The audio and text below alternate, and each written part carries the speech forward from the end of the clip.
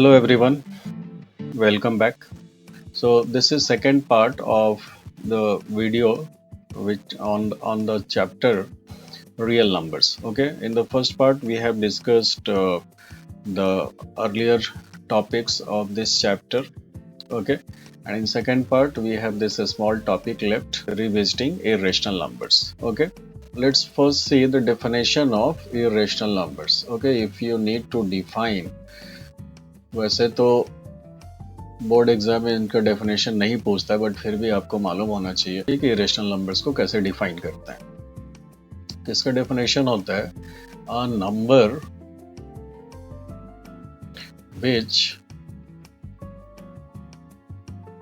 Can't be expressed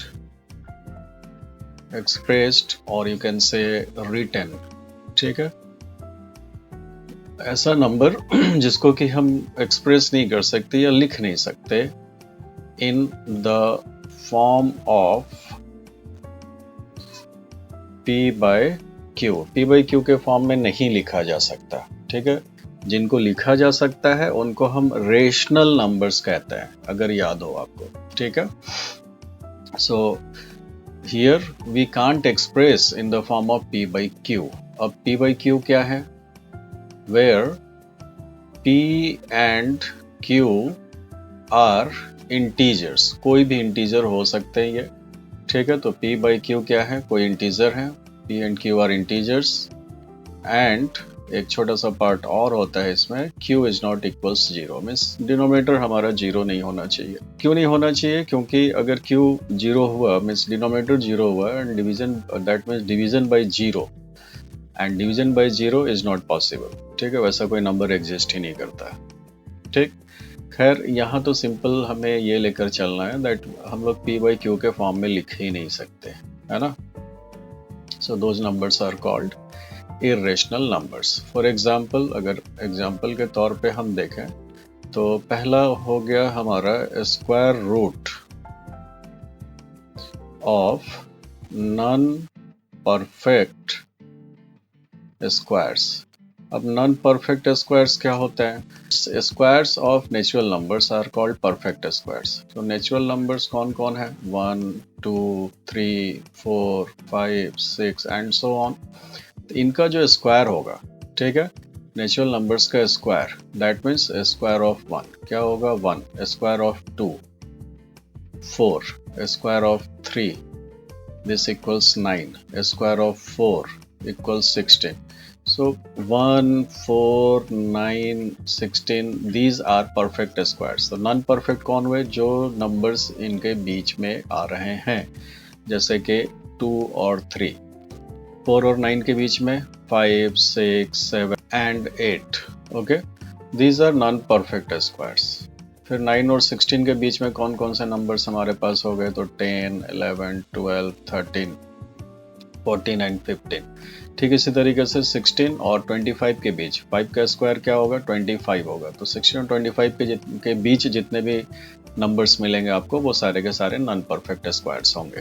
that means square root of 2, square root of 3, square root of 5। देखिए यहाँ पे 4 को मैंने छोड़ा। क्यों छोड़ा? क्योंकि स्क्वायर रूट ऑफ 4 करेंगे तो ये 2 हो जाएगा, and this can be written in the form of P upon Q where P and Q are integers, okay, and Q is not equals 0। तो ये क्या बन जाता है? ये आपका हो जाता है rational number. This becomes rational number.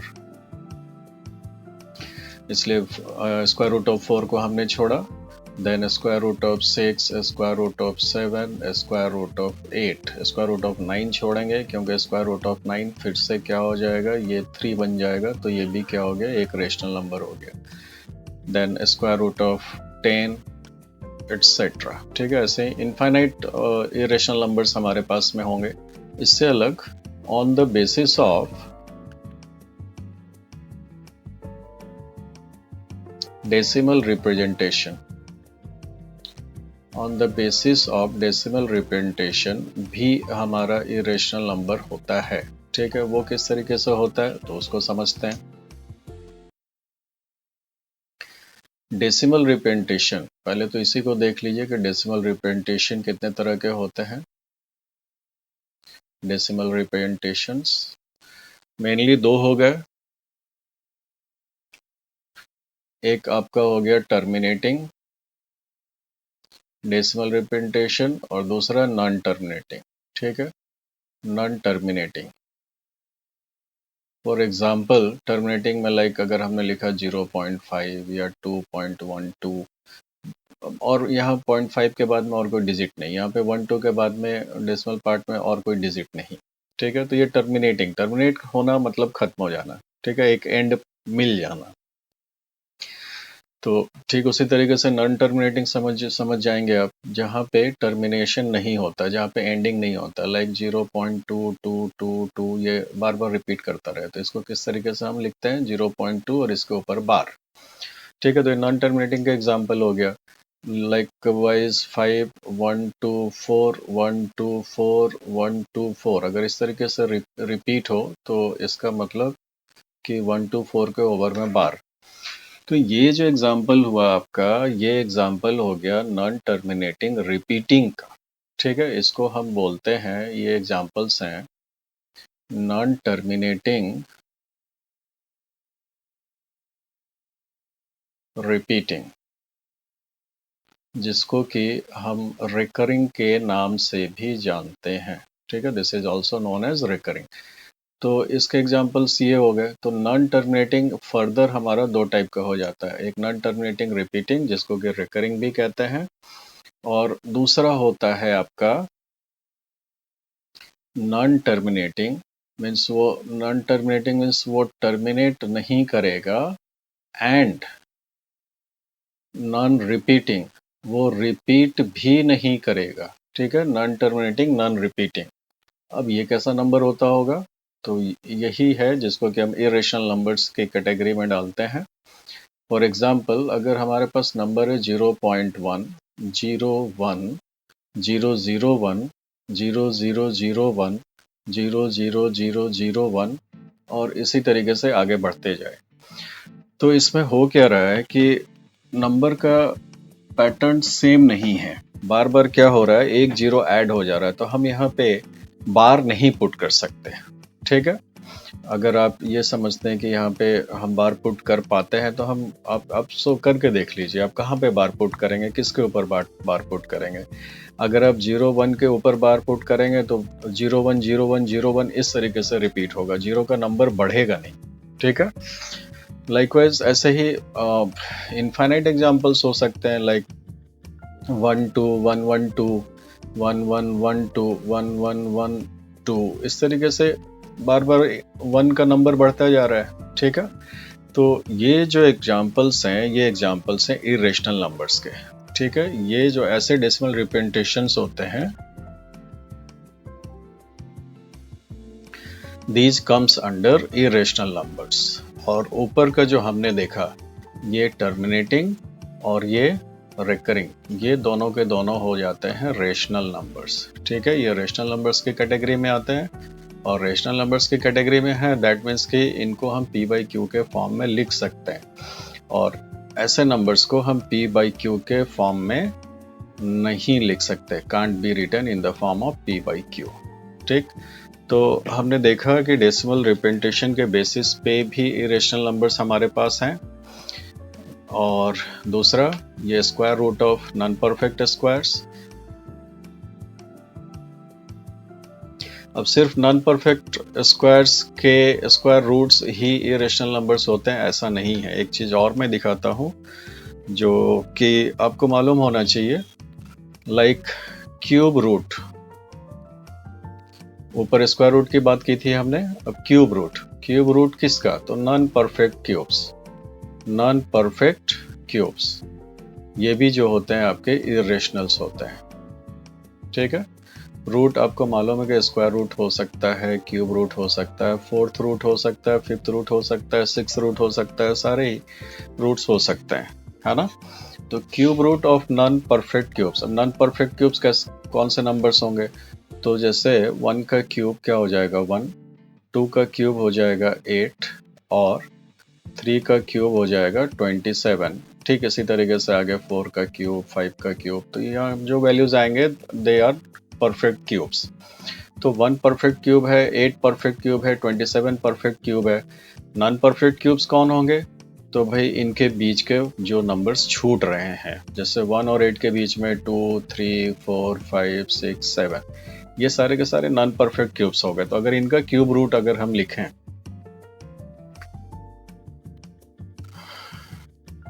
For example cube root of 2, cube root of 3, cube root of 4, cube root of 5, cube root of 6, cube root of 7, cube root of 8 नहीं लेंगे क्योंकि 8 परफेक्ट क्यूब है।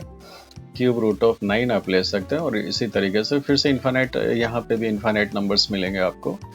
Cube root of 8 क्यों नहीं? क्योंकि cube root of 8 जो होगा वो 2 हो जाएगा, और 2 क्या है? ये एक रेशनल नंबर है। ठीक है, this can be expressed in the form of p by q where p and q are integers. इसको हम एक्सप्रेस कर सकते हैं p by q के फॉर्म में, तो ये रेशनल हो गया है ना, इरेशनल नहीं है। But these are example of irrational numbers. ठीक, तो आप देखिएगा स्कूल्स वगैरह में जब भी पढ़ाते हैं या दूसरे वीडियोस में भी आप देखेंगे तो आपको बस स्क्वायर रूट तक के बारे में ही बताया रहता है। सिलेबस में, बुक में भी उतना ही मिलता है, लेकिन ये भी मालूम होना चाहिए कि सिर्फ स्क्वायर रूट ही नहीं, क्यूब रूट भी हो सकता है, फोर्थ रूट भी हो सकता है, फिफ्थ रूट भी हो सकता है, आगे भी जितने भी रूट्स पॉसिबल हैं सभी हो सकते हैं। ठीक है, तो ये हुआ हमारा इरेशनल नंबर्स के बारे में थोड़ा सा एक्सप्लेनेशन। अब हम चलते हैं, एक थ्योरम है जिसको समझना बहुत जरूरी है। Let's see the theorem 1.2। What it says, let p be a prime number. p क्या है? एक प्राइम नंबर है। If p divides a square, p जो कि एक प्राइम नंबर है, ये a स्क्वायर में इसको एक नंबर है उसके स्क्वायर को डिवाइड करता है ना। If p divides a square, अगर p a स्क्वायर को डिवाइड करता है, देन p डिवाइड्स a, तो p a को भी डिवाइड करेगा, है ना। और where a is a positive integer, जहां पे a क्या है? कोई एक पॉजिटिव इंटीजर है। ठीक है, तो ये थ्योरम पॉजिटिव इंटीजर पे एप्लीकेबल है। अब ये थ्योरम है तो इसका प्रूफ हम देखते हैं। How can we prove this? तो यहाँ पे हम क्या करते हैं, पहले तो a एक पॉजिटिव इंटीजर है ना। गिवन क्या है? That a is a positive integer, a is a positive integer and p divides a square. ये चीजें गिवन है ना। What we have to prove, we have to prove that p divides a, p a को भी divide करेगा, ये ऐसा हमें प्रूव करना। तो इसके लिए हम क्या करते हैं, एज्यूम कर लेते हैं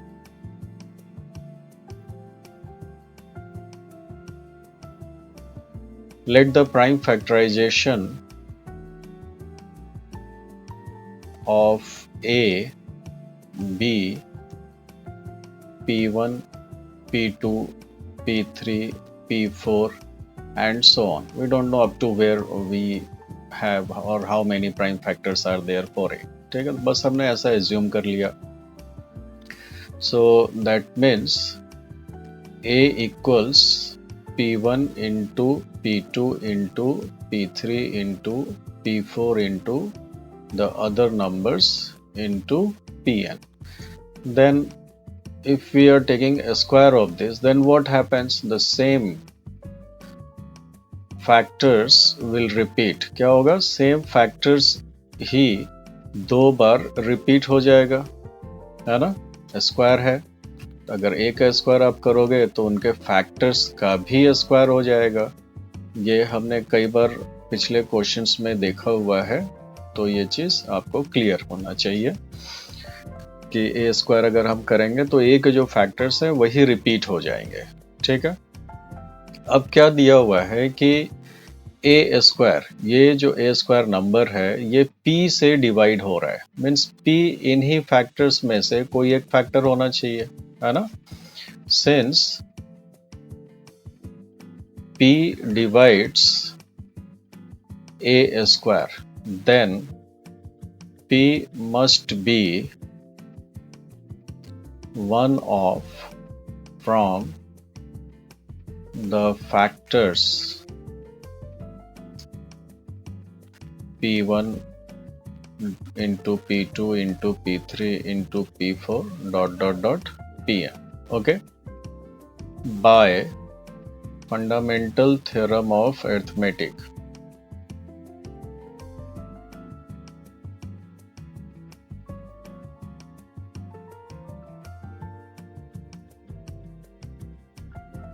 We know that the factors of A will remain same for A square. Okay, so if P is a factor of A square, then P is a factor of A. Therefore, P divides A. Okay, hence proved. इस result का हम लोग use करते हैं आगे के theorems को proof करने में। जैसे कि जो नेक्स्ट थ्योरम हमारा है, बुक में नेक्स्ट थ्योरम हमारा दिया हुआ है थ्योरम 1.3, ठीक है। और ये थ्योरम क्या है? ये वो थ्योरम है जो क्वेश्चन कई बार, शायद पिछली बार भी बेसिक के क्वेश्चन पेपर में, बोर्ड के क्वेश्चन पेपर में आया था, ठीक है। और वो क्वेश्चन क्या था? Prove that √2 is an irrational number. Okay, as theorem, ये तो क्वेश्चन के फॉर्म में मैंने लिख दिया, थ्योरम में लिखा रहेगा √2 is an irrational number. Okay, अब थ्योरम ये अब हमें प्रूफ करने की ज़रूरत है। तो ये जैसा मैंने बोला कि जो प्रीवियस रिजल्ट हमने यहाँ पे मिला है हमें, दैट इफ P डिवाइड्स, ये थ्योरम जो हमने प्रूफ किया था कि P अगर A स्क्वायर को डिवाइड करता है तो P A को भी डिवाइड करेगा। इस चीज़ को आपको याद रखना है, ठीक है। If P divides A square, then P divides A also. इसी रिजल्ट को आपको याद रखना है। ये इस थ्योरम में हमने जो प्रूफ किया था, ठीक है, इसका हम यूज करेंगे इस थ्योरम को, इस क्वेश्चन को प्रूफ करने के लिए, इस स्टेटमेंट को प्रूफ करने के लिए। अब हम किस तरीके से करते हैं, तो यहाँ पे प्रोसेस देखिए। हम क्या करते हैं, इसमें कंट्राडिक्टरी मेथड यूज करते हैं। कंट्राडिक्टरी मेथड कहने का क्या मतलब है? जहाँ पे कंट्राडिक्शन अराइज हो। कंट्राडिक्शन मीन्स हम कुछ एज्यूम करते हैं और हमारा अजम्पशन आगे चलकर रॉन्ग हो जाता है, ठीक है। तो अगर हमारा अजम्पशन जो हमने एज्यूम किया था वो रॉन्ग हो जाता है, तो उसका जो रिफ्लेक्स जो होगा, उसका जो अपोजिट जो होगा वो हमारा ट्रू हो जाएगा, ठीक है। तो क्या एज्यूम करेंगे यहाँ पे? हमें प्रूफ करना है कि ये इरेशनल नंबर है, तो हम एज्यूम करेंगे कि ये इरेशनल नहीं है, क्या है? रेशनल नंबर है। और फिर उस चीज को लेकर हम आगे बढ़ेंगे। देखिए, let √2 is a rational number. √2 क्या है? एक रेशनल नंबर है। And if it is rational number, then it can be written in the form of P/Q. Okay, so of the form P/Q, where P and Q are co-primes। यहाँ पे हम integers नहीं लिख रहा, rational number हमने assume किया हुआ है, तो हमें मालूम है पहले से कि रेशनल नंबर में P/Q इंटीजर्स का ही इंटीजर्स होते हैं। यहाँ पे को प्राइम्स हम एज्यूम करते हैं। को प्राइम्स कहने का मतलब है कि P और Q अपने सिंपलेस्ट फॉर्म में, और कोई कॉमन फैक्टर इनका नहीं है, ठीक है। P/Q इक्वल्स √2, ऐसा हम लिख सकते हैं। अब इसके बाद हम क्या करेंगे? दोनों तरफ स्क्वायरिंग करेंगे, ठीक है। सो P/Q का स्क्वायर और इस तरफ √2 का स्क्वायर। तो क्या मिल रहा है? We are getting P² Q² equals 2। फिर Q² को आप ट्रांसपोज कर दीजिए RHS में, तो P² इक्वल्स हो गया 2Q²। दैट मीन्स, अब इस एक्सप्रेशन को अगर हम ध्यान से देखें तो P² इक्वल क्या है? 2 into Q², ठीक है, मीन्स 2 और क्यू स्क्वायर मल्टीप्लाई होकर क्या देंगे हमें, पी स्क्वायर देंगे। अब इसका मतलब हो गया कि 2p स्क्वायर का एक फैक्टर हो गया। ठीक है, तो उसको हम नोट कर लेते हैं यहाँ पे, that is 2 is a factor of p square, और in other words you can say that 2 divides p square. 2 क्या कर रहा है, p स्क्वायर को डिवाइड कर रहा है। 2 का p स्क्वायर का अगर एक फैक्टर है 2, तो इसका मतलब वही है कि 2 p स्क्वायर को डिवाइड कर रहा है। अब ठीक इसके पहले का थ्योरम में हमने क्या देखा था कि if p divides a square then p divides a। ठीक है, मीन्स अगर कोई फैक्टर है किसी स्क्वायर नंबर का, तो वो फैक्टर उसके स्क्वायर रूट का भी होगा।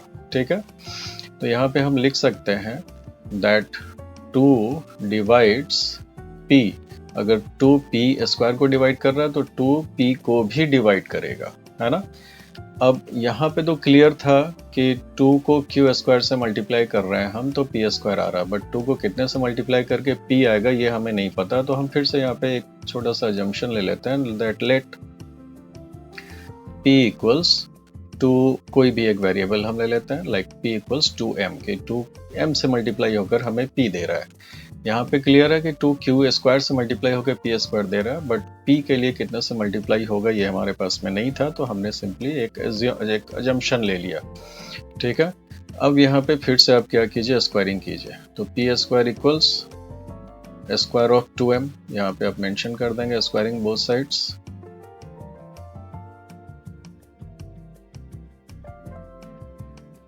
जब जो भी करेंगे यहाँ पे राइट साइड में मेंशन करना जरूरी होता है। जैसे यहाँ पे भी हमने स्क्वायरिंग किया था, तो यहाँ के लिए भी हम लिख देंगे स्क्वायरिंग बोथ साइड्स।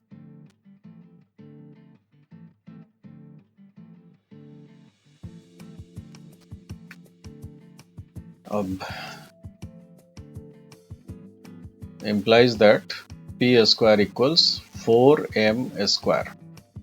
अब अगर आप देखें तो हमारे पास में यहाँ पे क्या आया हुआ है, p square equals 2q square. अगर इसको हम एज इक्वेशन 1 एज्यूम करते हैं तो p स्क्वायर की जगह हम क्या लिख सकते हैं, 2q स्क्वायर लिख सकते हैं ना। p स्क्वायर की जगह पे हम लिख सकते हैं 2q स्क्वायर। तो p स्क्वायर को हम रिप्लेस करते हैं 2q स्क्वायर से, और इधर हो गया हमारा 4m स्क्वायर। यहाँ पे हम लिख देंगे फ्रॉम इक्वेशन 1। हमने कहाँ से रिप्लेस किया, तो भाई इक्वेशन 1 का हेल्प लिया हमने। अब इस 2 को आप RHS में ट्रांसपोज करेंगे तो 4/2 4 कैंसिल होकर 2 हो जाएगा, 2m स्क्वायर। तब यहाँ से फिर से देखिए क्या आ रहा है कि 2 इंटू m स्क्वायर क्या दे रहा है, q स्क्वायर दे रहा है। इसका मतलब 2 is a factor of q square. ठीक है, and that means 2 is a factor of q। 2 q का भी फैक्टर है ना।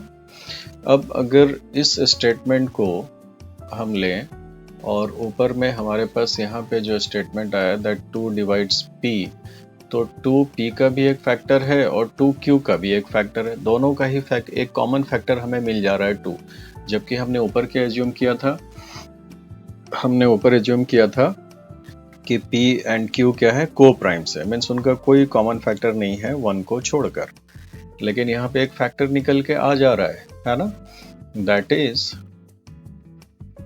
2 is a common factor of p and q both. दोनों का एक कॉमन फैक्टर आ गया। दिस कंट्राडिक्ट्स, ठीक है, जो हमने एज्यूम किया था उसका ये कंट्राडिक्शन हो गया। This contradicts our assumption. हमने जो एज्यूम किया था वो अजम्पशन हमारा रॉन्ग हो गया। ठीक है, और अगर वो रॉन्ग हो गया, इसका मतलब कि हमारा अजम्पशन क्या था, एक बार देखिए। हमारा अजम्पशन ये था दैट √2 क्या है, एक रेशनल नंबर है of the form p/q where p and q are coprimes. But ये अजम्पशन क्या हो गया, हमारा रॉन्ग हो गया। ये रॉन्ग हो गया तो हमारा ये स्टेटमेंट रॉन्ग हो गया। तो हमने रेशनल नंबर एज्यूम किया था बट ये रॉन्ग हो गया हमारा स्टेटमेंट। तो अगर रेशनल नंबर नहीं होगा तो फिर नंबर कैसा होगा, इरेशनल हो जाएगा। ठीक है, therefore √2 is an irrational number. Root 2 कैसा नंबर हो गया? इरेशनल नंबर हो गया, and this was to be proven, hence proved. ठीक है, so this concludes our discussion revisiting irrational numbers. Okay, अब इसके बाद हमारे पास we have to solve exercise 1.2 and this will do in the next video. So bye for now. Thank you for watching.